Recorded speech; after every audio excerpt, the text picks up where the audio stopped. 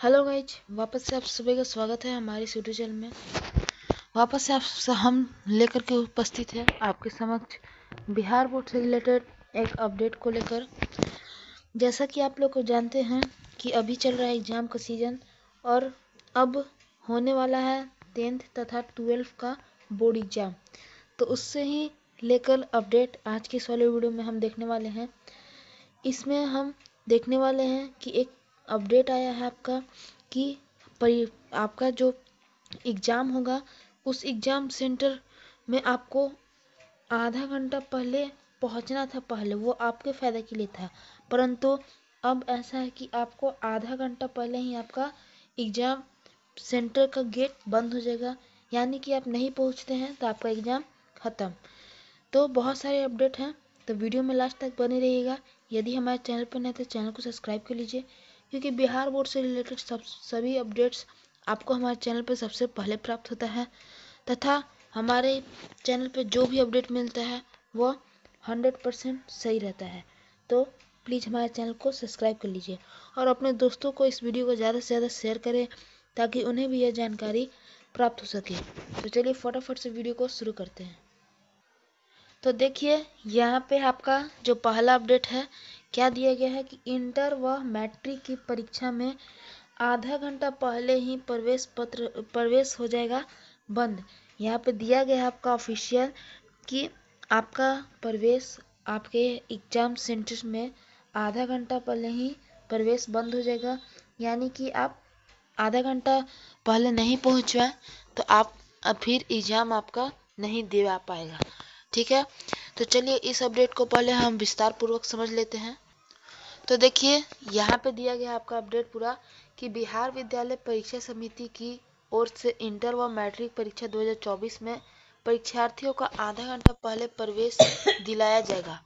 Matric की वार्षिक परीक्षा 15 से 23 फरवरी व इंटर की वार्षिक परीक्षा 12 फरवरी से 2024 तक चलेगी। यह तो आपको पता ही था कि आपका जो एग्ज़ाम है वह 15 फरवरी से लेकर 23 फरवरी तक मैट्रिक के विद्यार्थियों का है तथा इंटर के विद्यार्थियों का है 1 फरवरी से लेकर 12 फरवरी तक।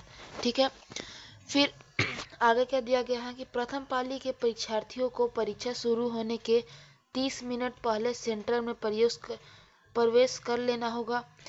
9:30 बजे की सुबह की परीक्षा के लिए परीक्षार्थियों को 9 बजे तक सेंटर पर प्रवेश कर लेना होगा। ठीक है, फिर आगे हम देखेंगे। फिर आगे दिया गया है आपका यहाँ पे कि द्वितीय पाली की परीक्षा 2 बजे से शुरू होगी। इसके लिए आपको 1:30 बजे तक का परीक्षा भवन में प्रवेश करना होगा। लेट होने पर सेंटर में प्रवेश की अनुमति नहीं मिलेगी। इसके साथ ही स्टूडेंट को प्रश्न पत्र पढ़ने और अन्य कामों के लिए बोर्ड अलग से 15 मिनट का समय दिया है। पूर्व की भांति स्फटिक दृष्टिबाधित व वैसे दिव्यांग परीक्षार्थी जो स्वयं लिखने में असमर्थ हैं उनको समिति द्वारा लेखन की अनुमति दी जाएगी। ऐसे परीक्षार्थियों को परीक्षा के लिए निर्धारित 20 मिनट प्रति घंटा अतिरिक्त समय क्षतिपूर्ति के रूप में दिया जाएगा।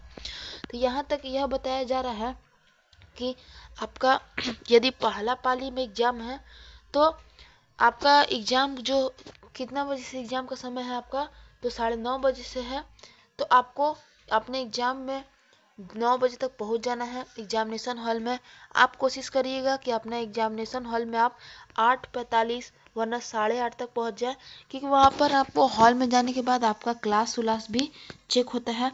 और तथा यह सरकार यह जो अतिरिक्त समय दे रहा है यह किस लिए दे रहा है, क्योंकि आपका एग्ज़ाम सेंटर है वहाँ त्रिस्तरीय जांच होती है। यह त्रिस्तरीय जांच क्या है? त्रिस्तरीय जांच में पहले तो जब आप सेंटर में प्रवेश करिएगा तब आपका जांच होगा। फिर आप जब अंदर चल जाइएगा तब आपका एक बार जांच होगा। फिर जब आप अपने हॉल में जाइएगा एग्ज़ाम देने वक्त फिर से आपका जांच होगा।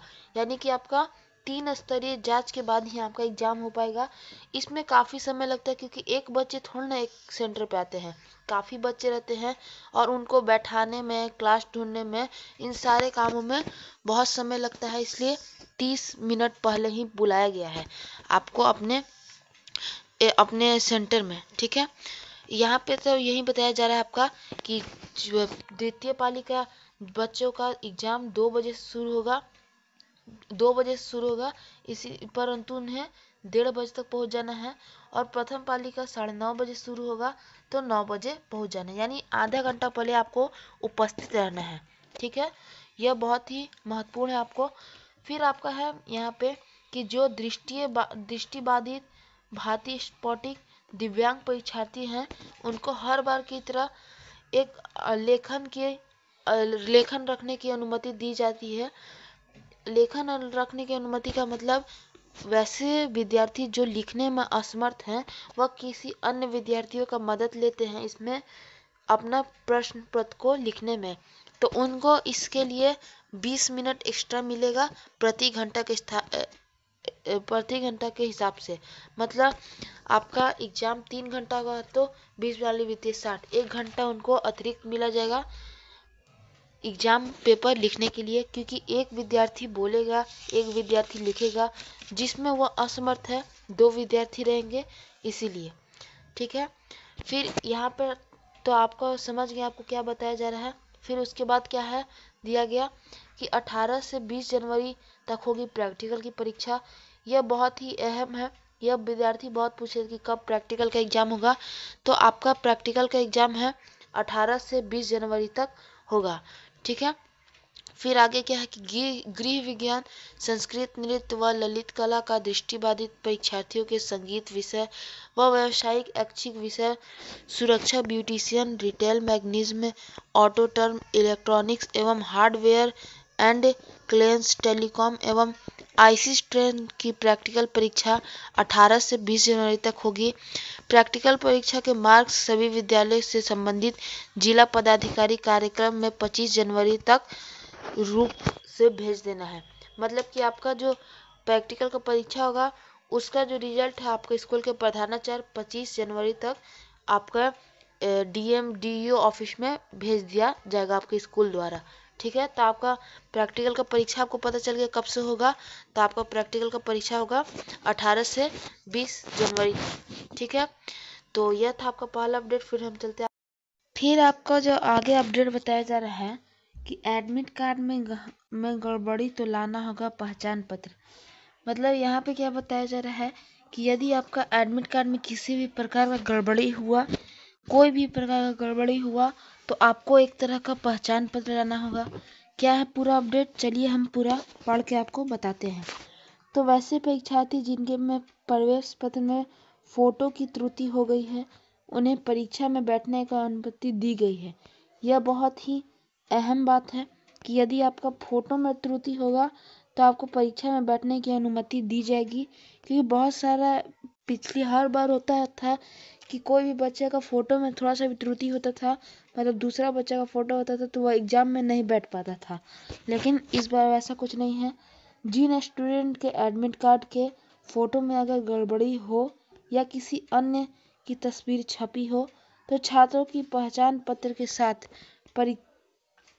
फिर परीक्षा केंद्र में पहुंचना होगा। छात्र Aadhaar card, PAN card, voter ID, passport, driving license या फोटो युक्त बैंक पासबुक ला सकते हैं। पहचान पत्र की छायाप्रति राज्यप्रति अधिकार से सत्यापित करना परीक्षा केंद्र पर जमा करना होगा। केंद्राधीश चेहरे का मिलान करके उसे परीक्षा में बैठने की अनुमति देंगे। इसके बाद छात्रों को ओएमआर शीट व डाटा रहित उत्तर पुस्तिका उपलब्ध कराएंगे। यदि किसी का एडमिट कार्ड गुम हो गया है या घर पर छूट गया है, तो ऐसी स्थिति में उपस्थित पत्रक में स्टैंड फोटो के पहचान कर और रोल सीट के सत्यापित कर परीक्षा में बैठने की अनुमति देंगे। परीक्षार्थियों की रोल कोडवार, विषयवार, पालीवार सूची सभी जिले को भेज दी जाएगी। तो आगे बताया जा रहा है आपका कि जो पहचान पत्र है, ये पहचान पत्र क्या है, तो इस पहचान पत्र की जगह पे आप क्या ला सकते हैं, आधार कार्ड अपना ला सकते हैं, आप पैन कार्ड अपना ला सकते हैं, आप वोटर आईडी ला सकते हैं, पासपोर्ट ला सकते हैं, ड्राइविंग लाइसेंस ला सकते हैं, फोटो युक्त बैंक का पासबुक ला सकते हैं। ये सारी चीज़ हैं जो आप पहचान पत्र के तौर पर ला सकते हैं। यदि आपके एडमिट कार्ड में की फ़ोटो में कोई भी त्रुटि हो तो इन सारे चीज़ों को आप ला देंगे तो आप एग्ज़ाम में बैठ पाइएगा। इनमें से सबसे अहम है आपका आधार कार्ड। यदि आप आधार कार्ड ला देंगे तो किसी को भी लाने का ज़रूरत नहीं पड़ेगा। तो हम अनुरोध करेंगे आपसे कि आप एग्ज़ाम में आधार ही कार्ड लेकर के जाइएगा यदि आपका कुछ भी त्रुटि होगा।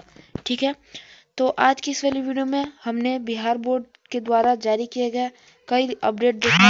ये सब अपडेट किस लिए है? तो यह सब अपडेट केवल आपके इसलिए है क्योंकि आप किसी भी तरह से आपका एग्ज़ाम ना छूटे। आप एग्ज़ाम 1 साल मेहनत किए हैं तो आप एग्ज़ाम ज़रूर दें। तो चलिए आज की वीडियो को यहीं पे ख़त्म करते हैं। हम मिलते हैं आपसे अगले वीडियो में, तब तक के लिए जय हिंद जय भारत।